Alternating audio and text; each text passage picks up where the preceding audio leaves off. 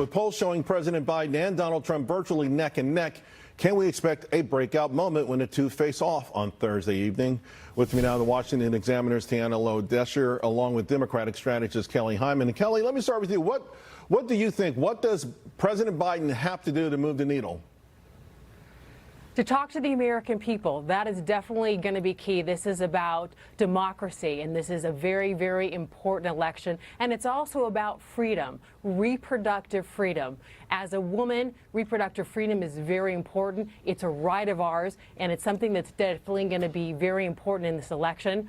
Also talking about the economy as well, and about issues that are affecting the American people, and then talking about Trump's record. I think that's really important to look at what life was like under Trump when we had the pandemic, and what is Trump said about women. We cannot forget the fact that Trump said on a video recording that he's a celebrity and he can grab women by you-know-what, or talking about the KKK and saying that they're good people on both sides. It's important for the American people to know that, but ultimately it's going to be up to them. Let me bring Tiana in. Listen, honestly, I mean, I've looked at polls and I haven't seen some of those topics ranking very high. And just for the record, I never heard President Trump call the KKK good people. But Tiana, what do you think Trump has to do to move the needle in his direction?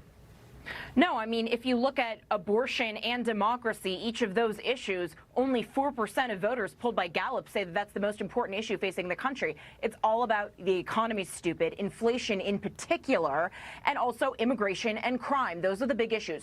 Trump needs to keep this debate about Joe Biden's America, right? You know that both the Biden campaign and CNN are going to want to make this about President Trump's personal foibles. They're going to want to goad him into relitigating 2020 or talk about audio tapes unearthed in 2016.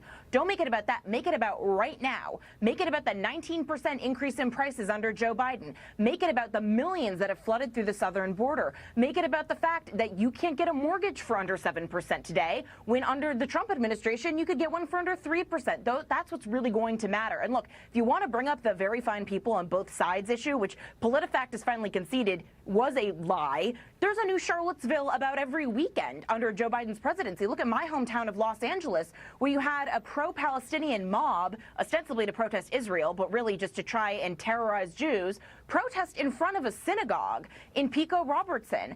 And where's Joe Biden about any of that? Yeah. It's a vacuum of leadership. I want you to take a look at this. It's a headline from The Hill, and it says 3 Republicans are Trump's most likely VP picks. They include North Dakota Governor Doug Burgum, Ohio Senator J.D. Vance, and Florida Senator Marco Rubio. Tiana, what is it about these 3? What do they bring to the table that's elevating them to the top of the list? We know that Trump loves, ready for primetime central casting. All of these men have it, right? Marco Rubio, incredible orator. Same thing with J.D. Vance, great personal story. And Doug Burgum, billionaire in his own right, very successful businessman. Look, they don't necessarily shore up any significant electoral base. Not that it is clear in the map right now that Trump really needs it, right? He's ahead in every single swing state except for Wisconsin and Michigan, where he's virtually tied, which is very different from previous elections where he was behind in all these swing states until he maybe won them. So he's not too concerned about that. But really what Trump wants is he doesn't want a repeat of Mike Pence. He doesn't want to feel undermined. Is it what I would advise he does?